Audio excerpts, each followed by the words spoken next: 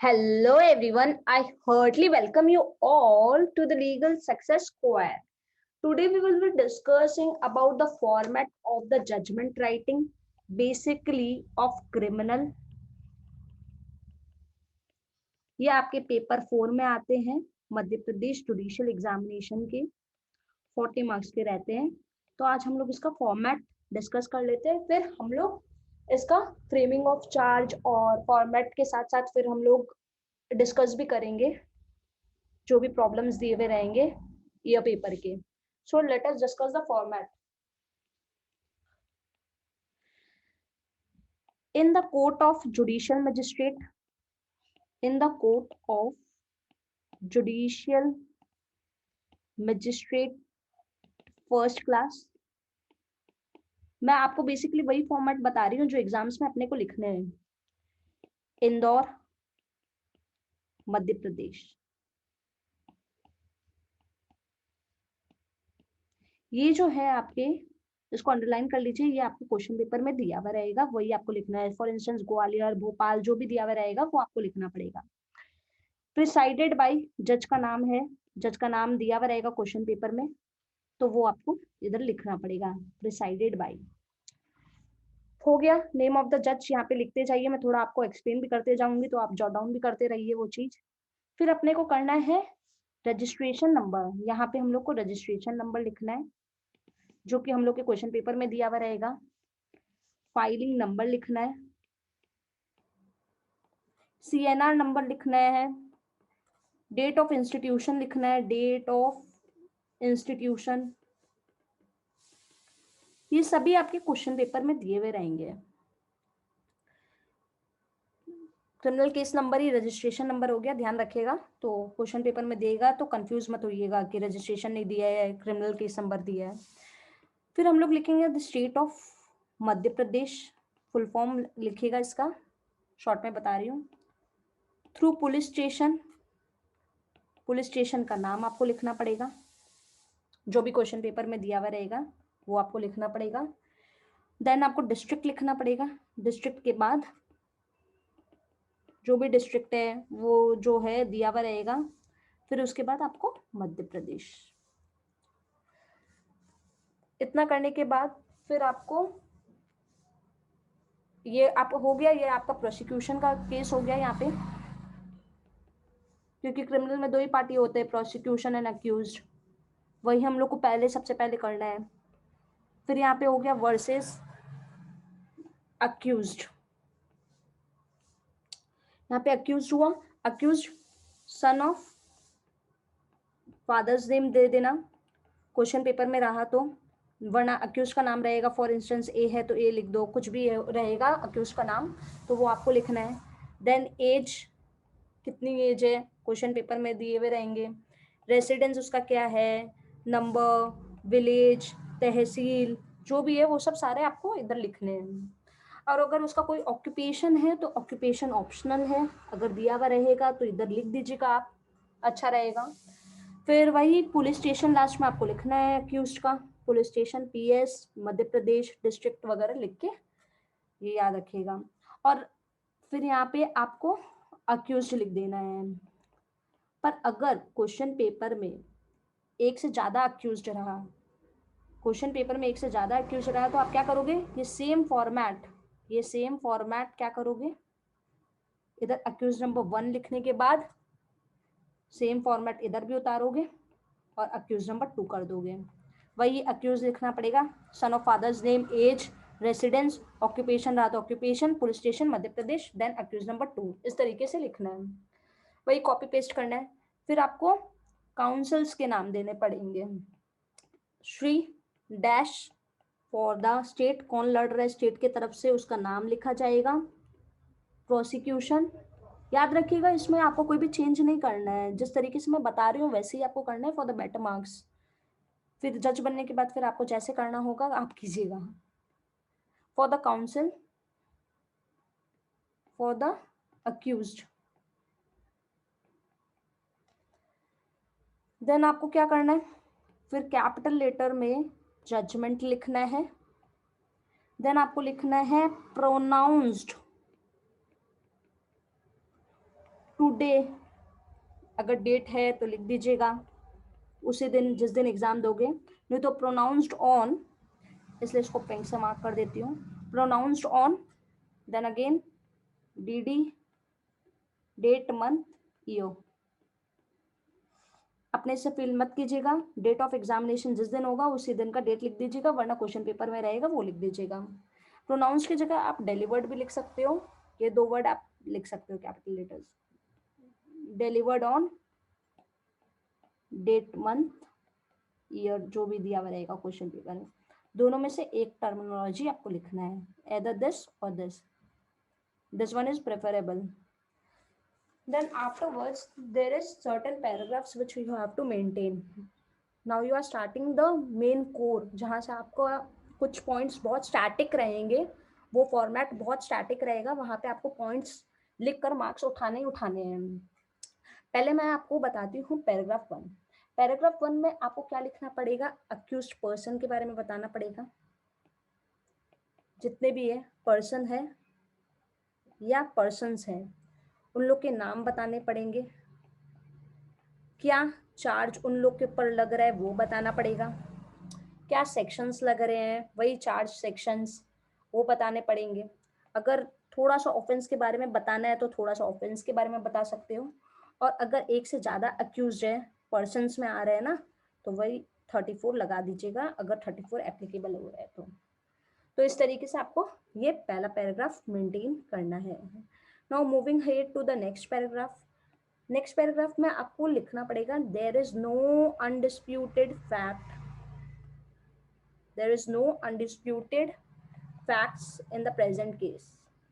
अब ये भी डिपेंडिंग ऑन द कंडीशन, अगर कोई भी चीज जो रिलेशन के बारे में बता रहे हैं, जहाँ अगर डिस्प्यूट है क्वेश्चन पेपर में बताया गया है तो वो डिस्प्यूट फिर आपको मेंशन करना पड़ेगा, या कोई भी चीज जो एडमिट कर लिया, या कोई रिलेशनशिप है अक्यूज का किसी के साथ, जैसे कि अगर अक्यूज अगर बेटा है और प्रोसिक्यूशन में माँ खड़ी है तो वो बताएगी कि बेटा और माँ का रिलेशन है, तो ऐसे बताना पड़ेगा इस जगह पे। Then afterwards going head to the third paragraph, जहाँ पे हम लोग को क्या बताना पड़ेगा, हम लोग को प्रोसिक्यूशन स्टोरी बताना पड़ेगा, प्रोसिक्यूशन स्टोरी। नाउ इस प्रोसिक्यूशन स्टोरी में क्या आएगा, पहले प्रोसिक्यूशन स्टोरी स्टार्ट कैसे होता है, तो हम लोग लिखेंगे the story of the prosecution, the story of the prosecution in brief is that, इस तरीके से हम लोग लिखेंगे, या फिर ब्रीफली स्टेटेड कि क्या बताया जा रहा है प्रोसिक्यूशन का, या फैक्ट्स कुछ बता देंगे केस का, या क्या इंसिडेंट है प्रोसिक्यूशन केस वो बता देंगे। तो ये सब पॉइंटर्स हम लोग को कुछ रखने पड़ेंगे। तो इस प्रोसिक्यूशन स्टोरीज में हम लोग को लिखना पड़ेगा कंप्लेनेंट के स्टोरी के बारे में, जो कि मेन चीज है, कंप्लेनेंट का स्टोरी बताना है, डेट टाइम प्लेस को भी हाईलाइट करना है, पुलिस अगर पिक्चर में आ रहा है तो वो सब हम लोग को बताना है, पुलिस स्टेशन कहाँ है, कौन सा डिस्ट्रिक्ट में है ये बताना है। फिर साइट प्लान अगर हुआ है, कुछ भी रिसर्च हुआ है पुलिस के द्वारा, इन्वेस्टिगेशन हुआ है, या चार्जशीट फाइल हुई है वो बतानी है। फिर उसके बाद ये चीज़ तो कंपलसरी है ही है कि आपको ये बताना ही पड़ेगा कि 154 CRPC में FIR लॉन्च हुई थी, मोस्टली 99% में बतानी होता है, और बताना कंपलसरी है 100% तक, तभी आपको मार्क्स मिलेगा, वरना नहीं। आप 3C याद रखिएगा। 3C कैसे, कि पहले तो आपको बताना पड़ेगा FIR के बारे में, आप बता दिए, फिर आपको चार्जशीट के बारे में बताना पड़ेगा, जो कि सेक्शन है 173 क्लॉज 2 ऑफ CRPC, ये पहला C हुआ। दूसरा C आपको कॉग्निजेंस के बारे में बताना पड़ेगा, इसमें 190 sub section 1 clause B CRPC, जहाँ पे मजिस्ट्रेट कॉग्निजेंस लेता है ऑन पुलिस रिपोर्ट, पढ़े ही होंगे आप लोग ने। फिर आपको थर्ड C के बारे में बताना है, जो कि कंप्लायंस के बारे में बात करते हैं, कि जितने भी डॉक्यूमेंट्स वगैरह हैं भैया हम लोग किसको दे दिए हैं, अक्यूज को दे दिए हैं 207 के तहत पर CRPC के, तो इस चीज को बताना पड़ेगा। मतलब FIR हो गया, इन्वेस्टिगेशन कैसे स्टार्ट हुआ, कुछ स्टेटमेंट रिकॉर्ड हुआ, तो ये फिर सीज हुआ, कोई अगर रिपोर्ट है और भी बाकी चीजें, चार्जशीट, कॉग्निजेंस, कंप्लायंस, तो वो सब आपको यहाँ पे लिखने पड़ेंगे। चलो फिर पैराग्राफ 4 में आते हैं हम लोग। यहाँ पे पैराग्राफ 4 जो है हम लोग को डिफेंस स्टोरी के बारे में लिखना है। अब डिफेंस स्टोरी क्या है, जहाँ जहाँ हम लोग अक्यूज को चार्ज रीड करवाते हैं और वो हम लोग उसको चार्ज एक्सप्लेन करते हैं, या फिर उसको बोलते हैं कि 313 में एग्जामिनेशन करवाते हैं अक्यूज को। और अगर वो कोई भी डिफेंस लेता है तो वो भी इधर ही बताया जाएगा, या अगर उसका कोई inimical, inimical means enmity relation है तो ये उधर ही बताया जाएगा। ये डिपेंड करता है बेसिकली क्वेश्चन पेपर पे। ये लास्ट क्वेश्चन पेपर मैंने देखा था मध्य प्रदेश में, जहाँ पे ऐसा था रिलेशन, तो मैंने मेंशन कर दिया। और कोई भी विटनेस या डॉक्यूमेंट प्रोड्यूस किया गया है, विटनेस या डॉक्यूमेंट प्रोड्यूस किया गया है अक्यूज के द्वारा, तो इधर हाईलाइट कीजिएगा आप। फिर आपका आता है फिफ्थ पैराग्राफ। फिफ्थ पैराग्राफ में है POD, that means point of determination. Points of determination, points of determination में बेसिकली आप इशू रेज करोगे क्या, कि पूरा प्रोसिक्यूशन स्टोरी पढ़ लिए, डिफेंस स्टोरी आपने कर दिया, फिर उसके बाद आप बोलोगे कि क्या वेदर, ये आपका फॉर्मेट ही है एक, वेदर ऑन डैश डेट, यहाँ पे डेट लिखना है जो कि आपका क्वेश्चन पेपर में रहेगा, at about that time and this place in furtherance of the common intention, अगर एक से ज्यादा अक्यूज रहे तो क्या उसने ये क्राइम किया है, जो भी ये सपोज करो 294 का है या 354 का है, या फिर और मोटर व्हीकल एक्सीडेंट का केस है, तो क्या ये इसने ये किया है। और अगर दूसरा है तो वो भी आपको सेम फॉर्मेट में लिखना है, whether on this date this time this place, क्या अक्यूज पर्सन ने ऐसा काम किया है। सेम तीसरा भी ऐसे ही करना है। फिर लास्ट में वही एक्विटल कन्विक्शन, ये डिपेंड्स करता है कि आप जितना बनाओगे उसका एक्सप्लेनेशन आपको देना पड़ेगा। तो आपका point of issue, point of determination आप ध्यान से बनाइएगा, क्योंकि उसको एक्सप्लेन करना फिर बाद में बहुत जरूरी है। पर एक कुछ चीज आप ध्यान रखिएगा कि यहाँ पे आईपीसी का सेक्शंस मत लिखिएगा आप, कुछ भी अलिज्ड डेट एंड टाइम जो है आप वो अवॉइड भी कर सकते हो, या अलिज्ड भी लिख सकते हो, ये वर्ड भी लिख सकते हो आप, तो वो भी बेटर रहेगा। और जितना बनाओगे पॉइंट ऑफ डिटर्मिनेशन मैंने आपको बता दिया, उतना आपको एक्सप्लेन करना पड़ेगा, रीजंस बाद में देना पड़ेगा। फिर आपका आता है मार्शलिंग। मार्शलिंग जो है ये आपका हो गया fifth point of determination, marshalling आपका 6 में है, जहाँ पे आपको रीजंस बताना पड़ता है। अब देखिए पॉइंट ऑफ डिटर्मिनेशन आपने जो बताया है, अगर इस चीज को आप अगर एक एक एक्सप्लेन करोगे हर एक चीज को तो ये बहुत लेंदी बन जाएगा। तो हम लोग क्या करेंगे, इसको सारा को मार्शलिंग में क्या लिखेंगे कि एक साथ इकट्ठा कर रहे हैं, बार बार हम लोग एविडेंस को रिपीट नहीं करेंगे, जितने भी पॉइंट ऑफ डिटर्मिनेशन है सबको एक साथ ही हम लोग सॉल्व करेंगे, और रीजंस इसका रीजनिंग देंगे बेसिकली। तो इसका रीजनिंग देना है तो कंपाइलेशन ऑफ एविडेंस इसको मार्शलिंग बोलते हैं। तो यहाँ पे क्या होगा, पहला पॉइंट तो आप ये लिख दीजिएगा, in order to avoid repetition of evidences, all points of determination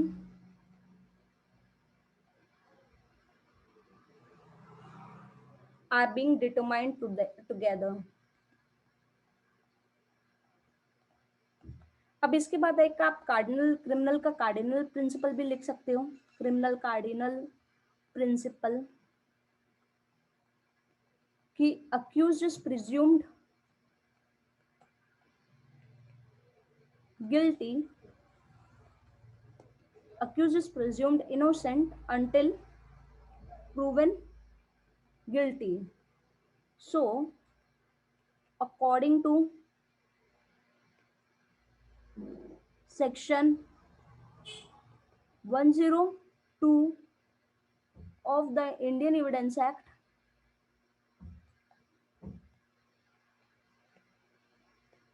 ये वाला आप लिख सकते हो ना। सो अकॉर्डिंग टू आगे आपको क्या करनी है, इसके बारे में रीजंस बताना है। फिर रीजंस बताने के बाद प्रोसिक्यूशन वन ने क्या बोला, प्रोसिक्यूशन वन का फिर क्या एग्जामिनेशन हुआ, कैसे एग्जामिनेशन चीफ हुआ, कैसे उसका जो स्टेटमेंट है वो रेलिवेंट हुआ, अगर वो कॉरबरेट हो रहा है तो कैसे कॉरबरेट हुआ, कि कैसे वो कॉन्ट्राडिक्ट हो रहा है तो कॉन्ट्राडिक्ट हुआ, उसकी अगर बात को कोई अगर डॉक्यूमेंट्स है तो कौन डॉक्यूमेंट कर रहा है, कोई अगर विटनेस है तो कौन क्या बोल रहा है, तो ये सब सारे साइड बाय साइड लिखेंगे। साथ ही साथ क्रॉस एग्जामिनेशन का भी वैलिडिटी बताएंगे कि क्रॉस एग्जामिनेशन इसका जो है वो रिबर्टेबल है या अनरिबर्टेबल है, मतलब वो क्या हिल गया अपने क्रॉस एग्जामिनेशन में या वो नहीं हिला, ये चीज़ भी अपने को इधर बतानी पड़ेंगे। इसके बाद फिर अपने वही सेम क्राइटेरिया हम लोग फॉलो करेंगे प्रोसिक्यूशन 2 का।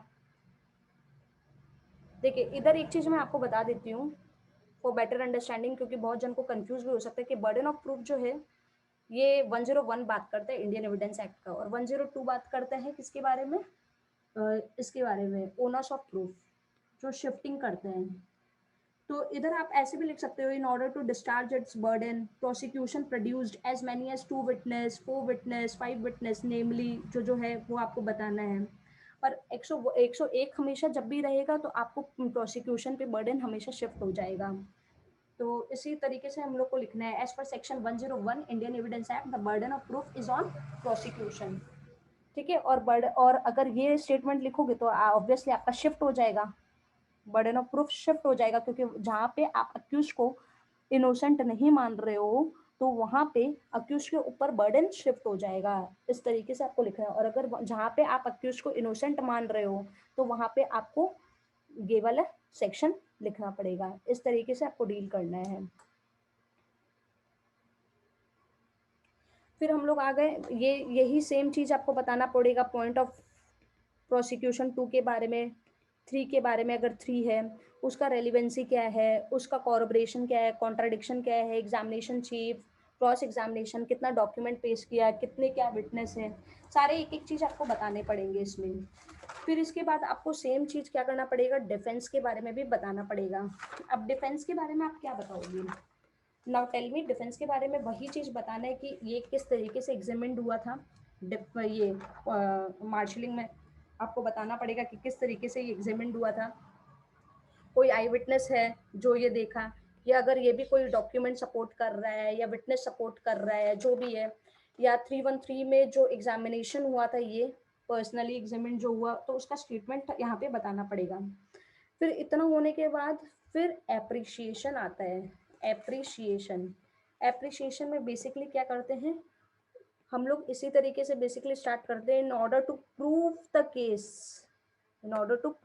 Case beyond reasonable doubt. और उससे पहले आपको ये लाइन भी दे देना है, जैसे प्रोसिक्यूशन विटनेस खत्म हो जाए तो आपको ये जरूर लिखना है, after the closure of the prosecution witness defence examined हुआ था।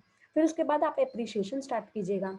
ये तो आपका डिफेंस वाले में आ गया। डिफेंस विटनेस जब आप स्टार्ट करोगे D1 T2, तो उससे पहले ये लाइन लिख दीजिएगा, it will be better, you will fetch better marks. फिर उसके बाद प्रोनाउंसमेंट ऑफ द जजमेंट के बारे में यहाँ पे पूरा लिख दोगे। फिर अगर टेस्टिमनी, अगर कोई बेस्ट एविडेंस रहा 60 के द्वारा तो वो लिख दीजिएगा। कोई रेलिवेंसी रहा हम लोग का section 8 subsequent conduct Indian evidence act का, तो वो मेंशन कीजिएगा। 6 है वो मेंशन कीजिएगा, forming the part of same transaction. Basically यही गिने चुने सेक्शंस बार बार लिखे जाते हैं, तो मैं आपको वही बता रही हूँ। वैसे हम लोग डील करेंगे तो हम बताएंगे जरूर आपको वापस। फिर री हियरिंग आपका लास्ट में, अप्रिशिएशन होने के बाद री हियरिंग होगा, जहाँ पे प्रोसिक्यूशन एंड डिफेंस साइड दोनों को सुने जाते हैं, और दोनों को सुनने के बाद फिर प्रे किया जाता है कि क्या उसको स्ट्रिक्ट पनिशमेंट दे। मतलब प्रोसिक्यूशन तो प्रे करता है कि स्ट्रिक्ट पनिशमेंट दे, और वो बोलेगा, डिफेंस बोलेगा नहीं स्ट्रिक्ट पनिशमेंट इसको मत दीजिए। तो ये जो भी है वो लिखा जाएगा यहाँ पे री हियरिंग में, इसी तरीके से होगा। होने के बाद जो जज है वो लिखेगा, keeping in view all the relevant facts and circumstances. फिर कोर्ट क्या करेगा, सेंटेंस पास करेगा। उसको अगर ग्रेवर पनिशमेंट देना है तो वो ग्रेवर भी दे सकते हैं। फिर अगर वो सेंटेंस पास करता है और वो कन्विक्शन ही करता है, एक्विटल किया तो वो बात अलग है, वो उसका रीजन दे देगा। अगर कन्विक्शन करता है तो उसको सीरियल नंबर देना पड़ेगा। अगर सोचिए कि 2 से ज़्यादा ऑफेंसेस है तो सीरियल नंबर देगा। नेम ऑफ द अक्यूज्ड, अगर एक ही है तो ए सपोज।